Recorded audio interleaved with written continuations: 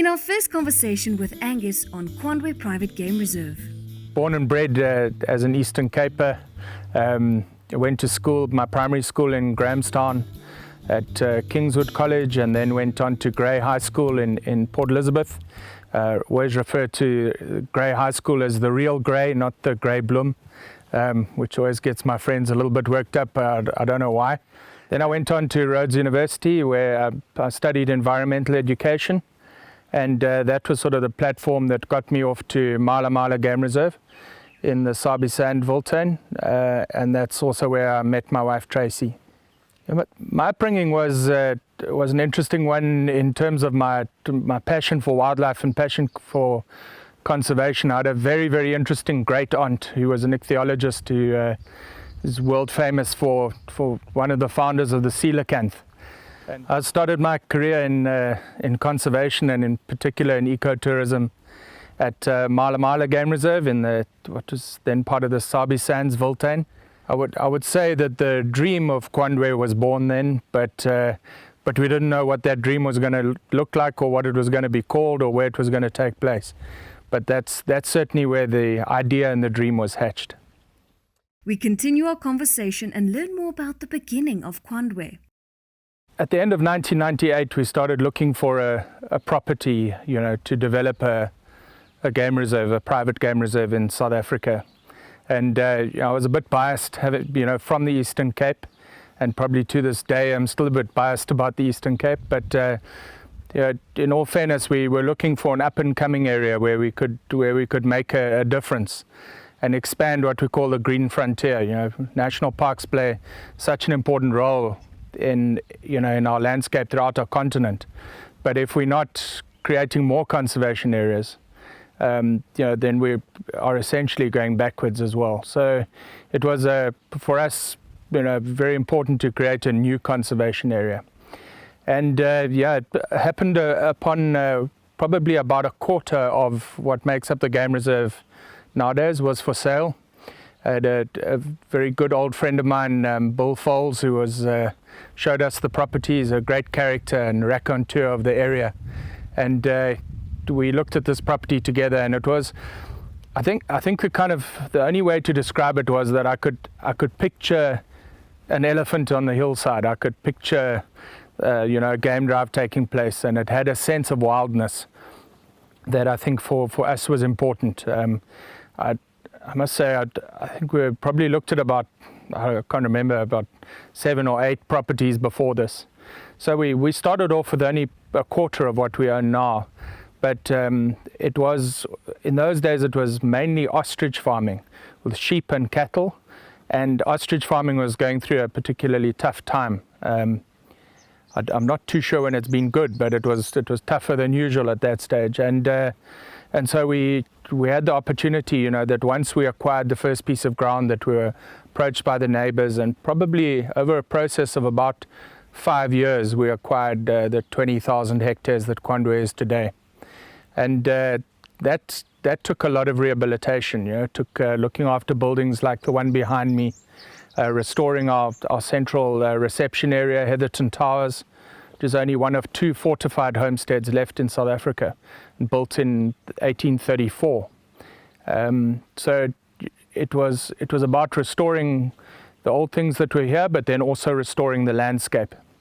So removing, I would hate to think, thousands of kilometers of fencing, taking out all the signs of organized agriculture, the troughs and the dip tanks and all that sort of thing, and just restoring the area.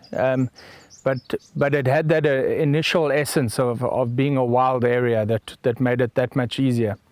And then, of course, we got on to the exciting stuff. And I think we started really in earnest in 2000, where we started bringing the wildlife back onto the property. And that was a time in my life I know will never be repeated. I mean, to go and catch rhinos and elephants, lions, cheetahs, all that stuff, bring it here.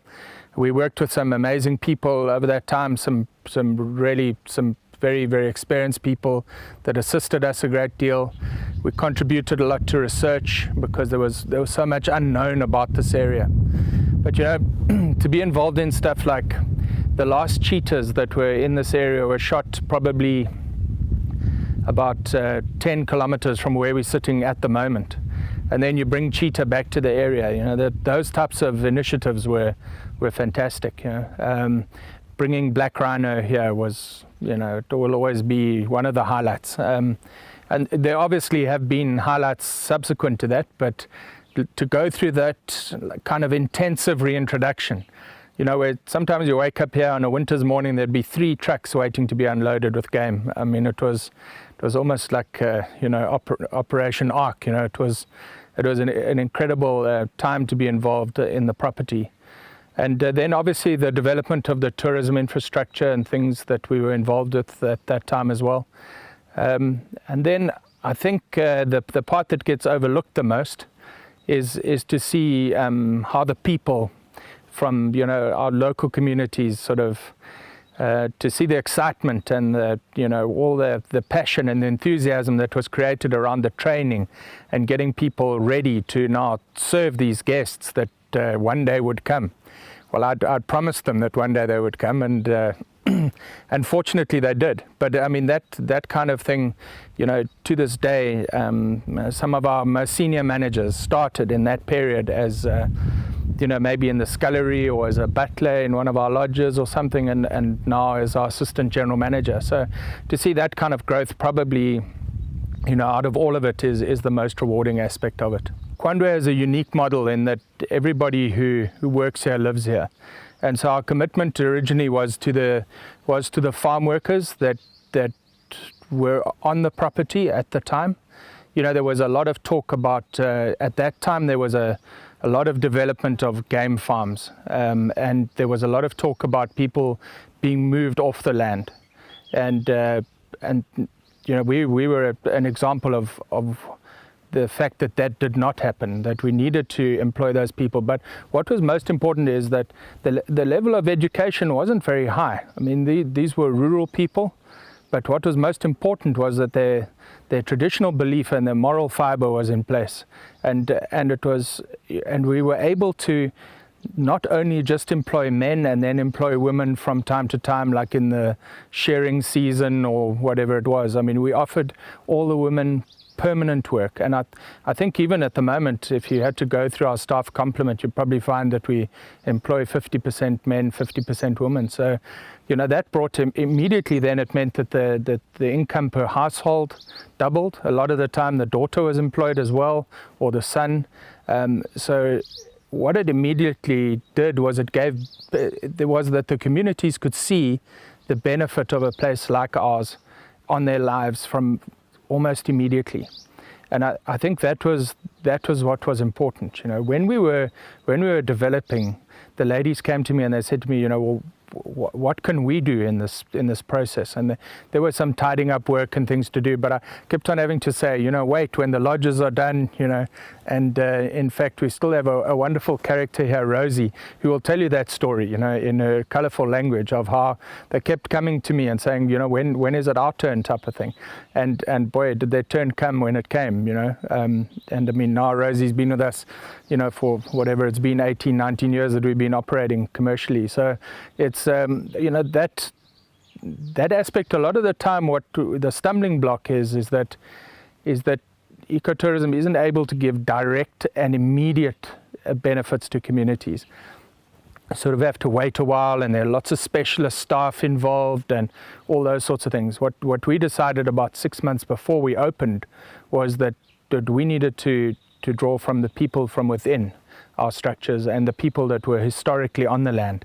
So it was a training challenge, and I mean, I have some wonderful anecdotes about some of those training challenges. But to this day, probably now you're looking at the sons and daughters who are working in the lodges more than the original people, but they're certainly still here. And I think that is what makes our property and our product somewhat unique, is that when that guest walks through the door onto one of our properties, there's a collective understanding that we all need to look after them. If I have to carry the luggage, or you know, or serve the food, or whatever it is, or even if it's just a big smile and a wave to say hello, you know, everybody understands the value of the guest being here, and I think that helps us a great deal. next time when we talk to Angus. So our game breeding initiative started when the Schwest family bought the property from sort of the previous partnership in around 2011.